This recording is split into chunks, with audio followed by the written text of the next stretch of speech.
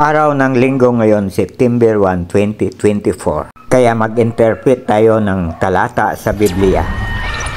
Yeah, they all have one breath, so that man has no preeminence above the best, for all is vanity. Ecclesiastes chapter 3, verse 19. Ang Creator nagpapakita lamang ng ganap kung lubos na natin silang ma-accept, makilala.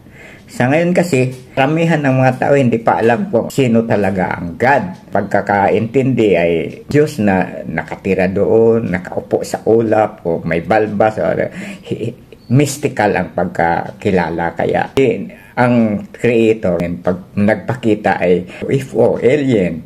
Kaya kapag ganon, kapag nagpakita yan dito ay maaaring salubungin yan ng mga fighter jet at bombahin kasi natatakot tayo na baka i-invade tayo ng mga taga-ibang planeta kung hindi manuhulihin yan at gagawing specimen para pag-aralan. So ayaw nila yon.